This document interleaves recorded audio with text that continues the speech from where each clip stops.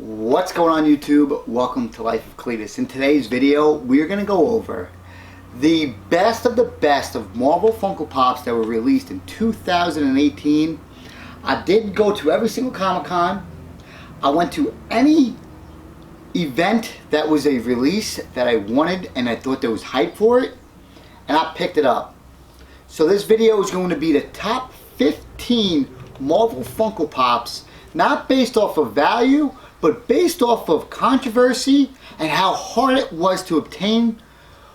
Let's get into it right now.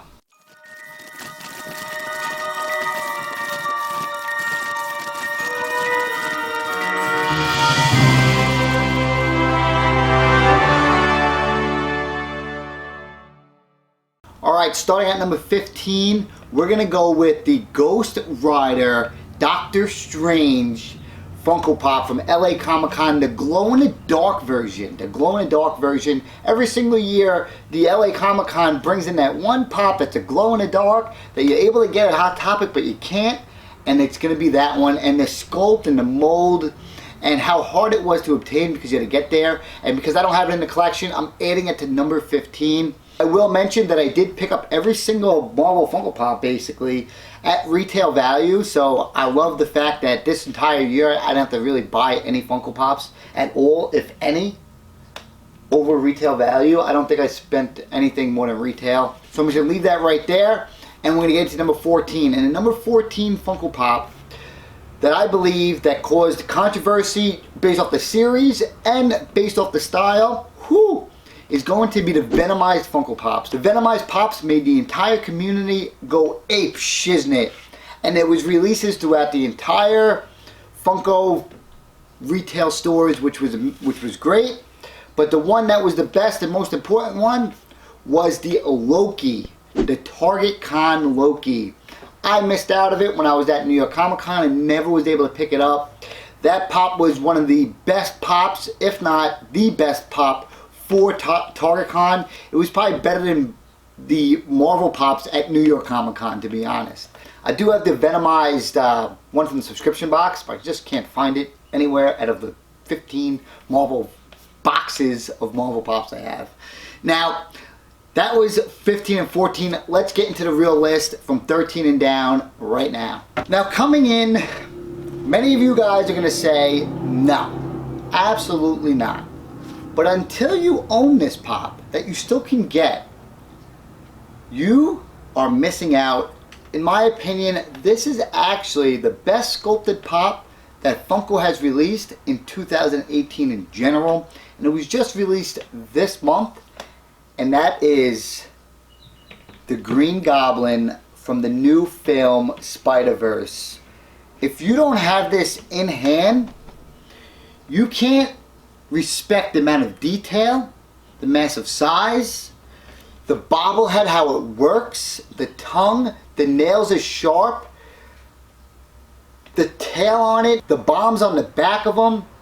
This thing is legit number one Funko Pop to me that Funko created in the entire 2018.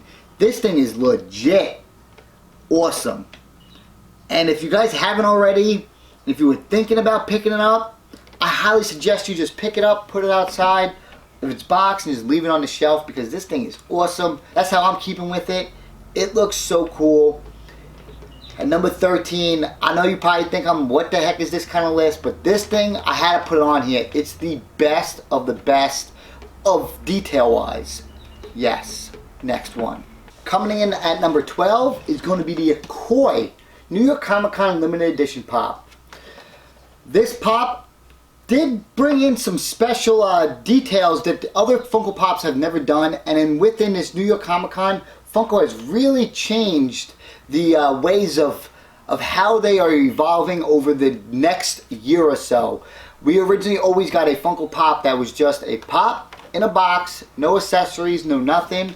But with this pop here, the Akoi Pop, they were able to put a wig that you were able to take off, which definitely was something interesting and very detailed that we never got from Funko before. We also did get a head swap, face swap kind of thing with the Harry Potter Pop. With this Marvel Pop being the way you can switch out the heads and how basically Funko has evolved this year, I had to add this to the list at number 12.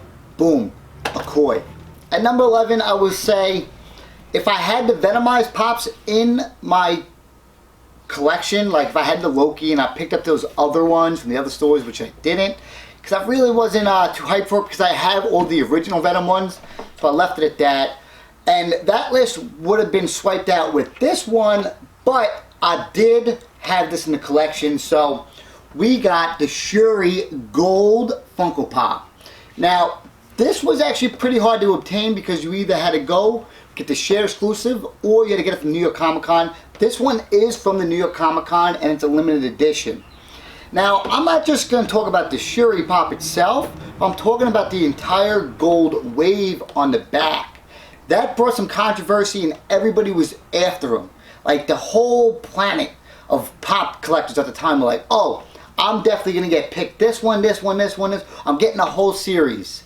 And most likely, you said that, but at the end of the day, I don't think I know anybody that actually picked up the entire wave of these pops because they were going for about $14.90, like $14.50 afterwards. I got this one, I got the Loki one. It was, again, too expensive to pick up the entire wave. I know they just released the Rocket, the FYE exclusive. It was pretty cool. It was definitely something different, and we got a whole gold wave. It was for the 10-year anniversary. I loved it.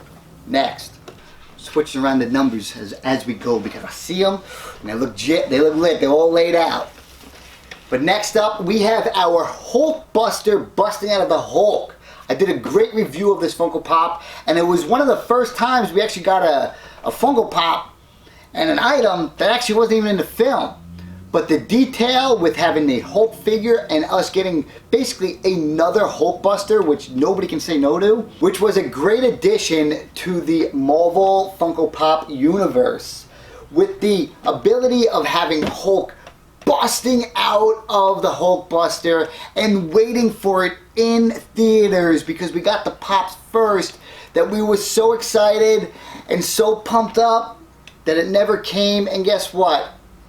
It didn't matter. The sculpt of the two of them together was amazing. Getting again a full-blown Hulk Buster with a body of the Hulk coming out, looks sick. Definitely did a great review of this and a great pop that I had on display for quite a while out of the box. The only issue that occurred was on the back. If you lean too much, the back of the Hulk Buster did bust off, but you were able to fix it. Not a bad one. Not a bad one for sure. Next up, we got Yondu, baby. Emerald City Comic Con 2018.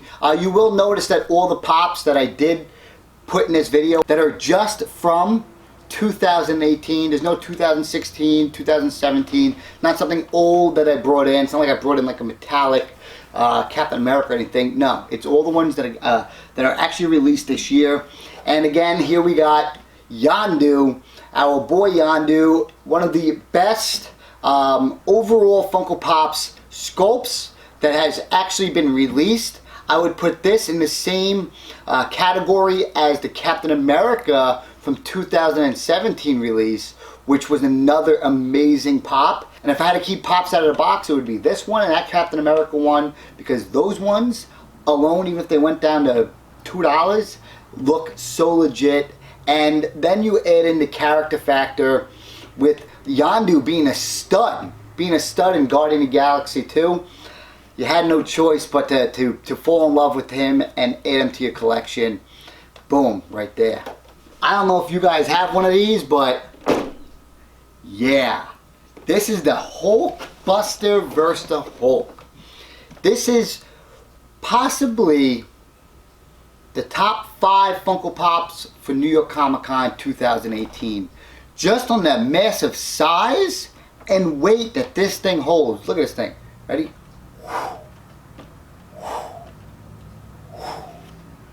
The size of a full-blown Hulk Buster fighting the Hulk, giving you a scene with the base in the bottom for the 10-year anniversary came this New York Comic Con exclusive.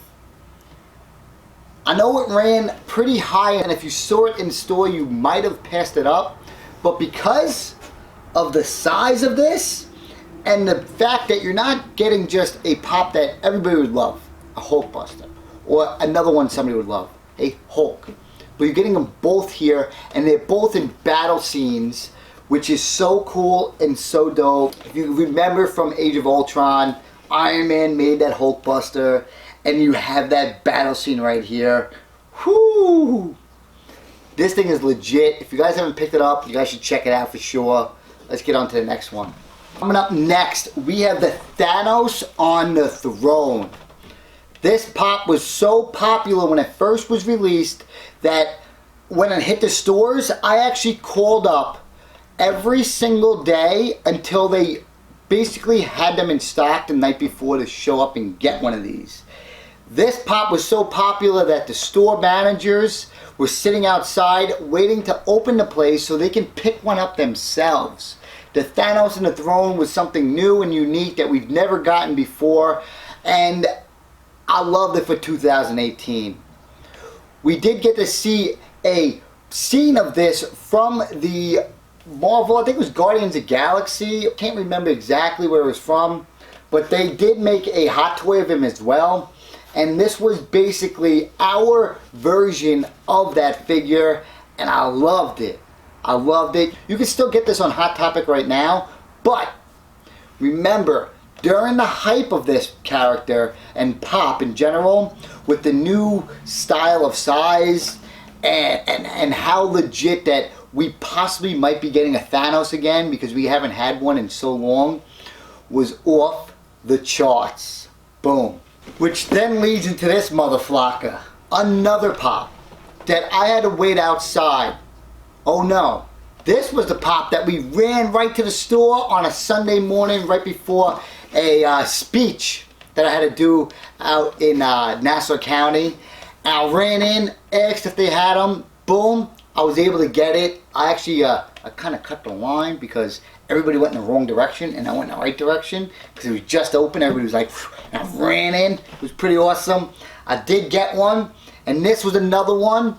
At the time, people were going crazy for this thing. The 10-inch Thanos Target exclusive was a must-have for any Funko Pop collector. Not just a Marvel fan in general, but a Funko Pop collector, because we believe that this was actual size comparison to the other Funko Pops. The one pop that they should have made that was a 10-inch that they never did, but the Hulkbuster as well.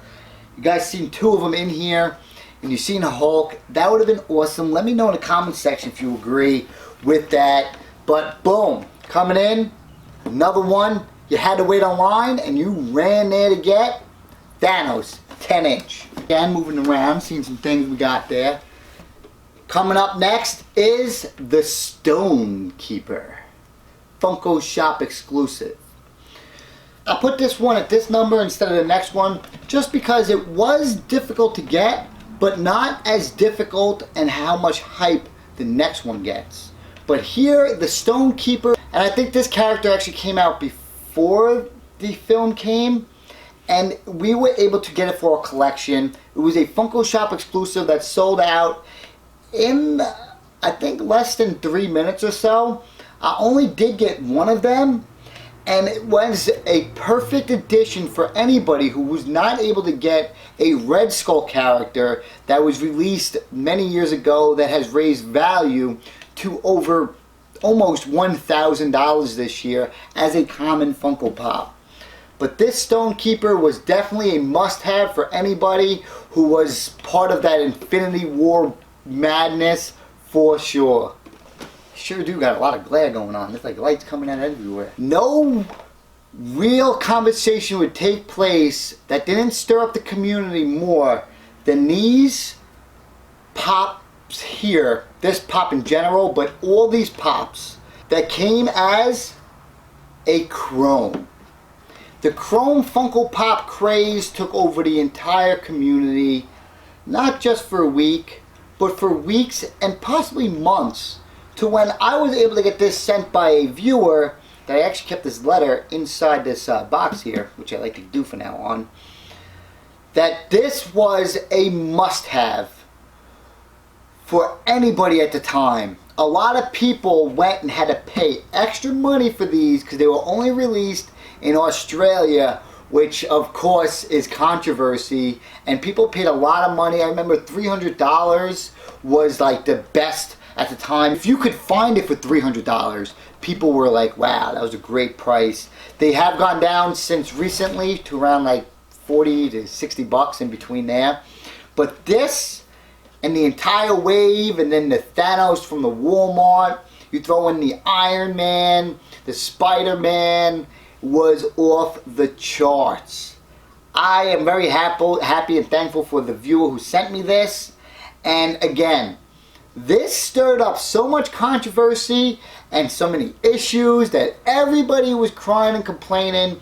It was a big time for the Australian market to finally resell some Pops back to everybody else in the other countries, because they've been getting the back end of everything over the past year. So good for them and good for us. This was basically a common at the end of the day in Australia.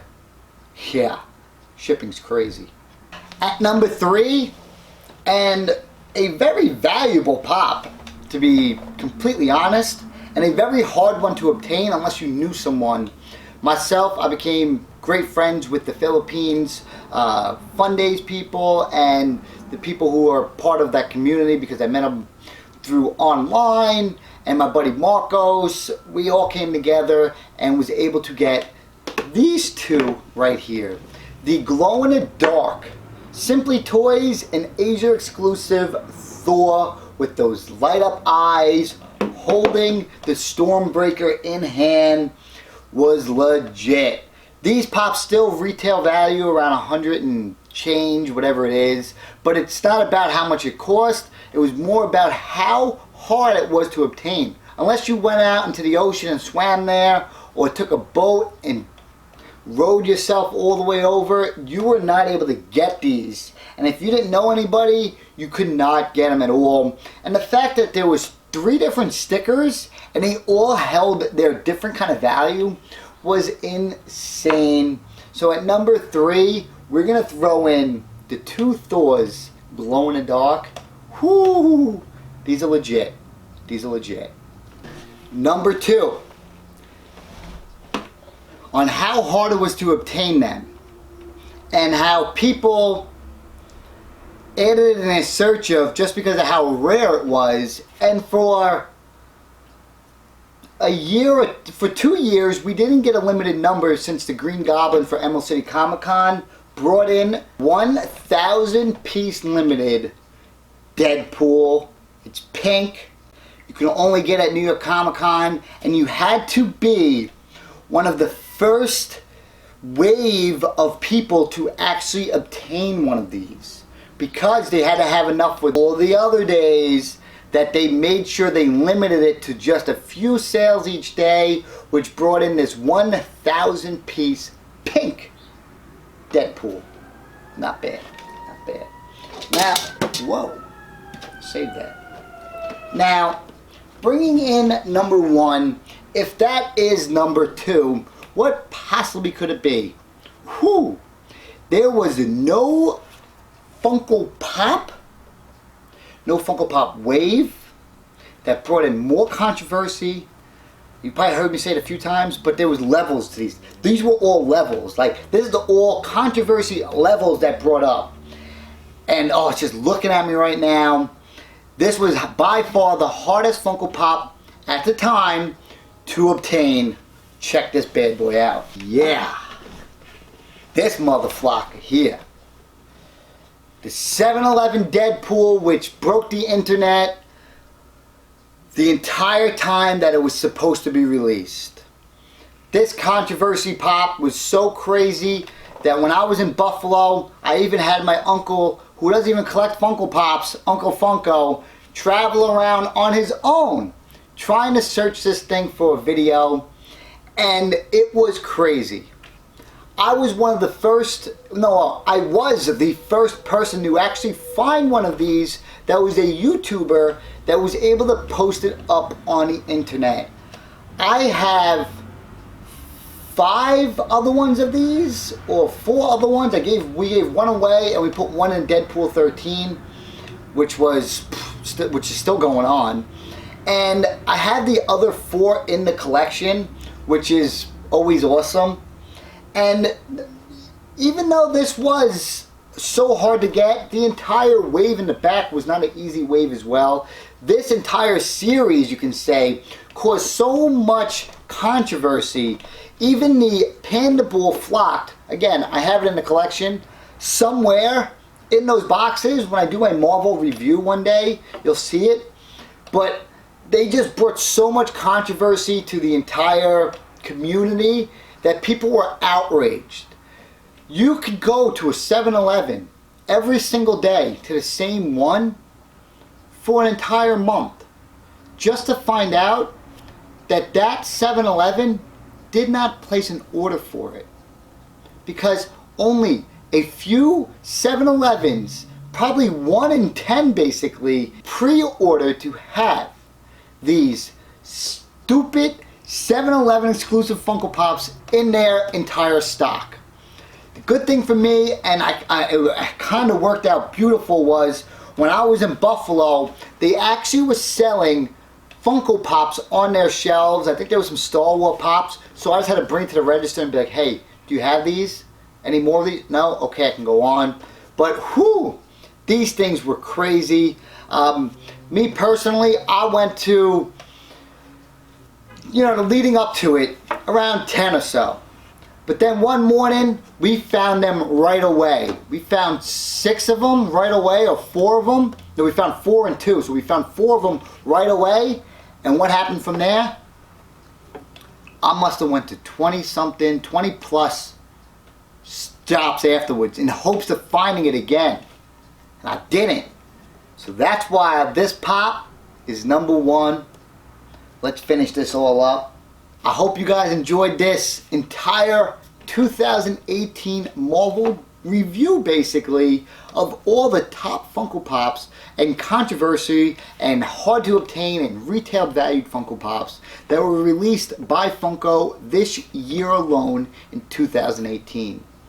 If you did pick up any of these Pops, or you were planning on to pick them up in the future, or you just missed out on them and you still can't get over it, leave it in the comment section, and make sure you subscribe if you want to see more top 10, top 15, top 5 videos. I got Hot Toys, I got SH Figure Arts, I unbox stuff and bring you guys content every single day.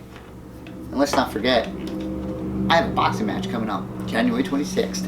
Boom! Mohegan Sun, yo, let's go! Which means I leave the day after Christmas.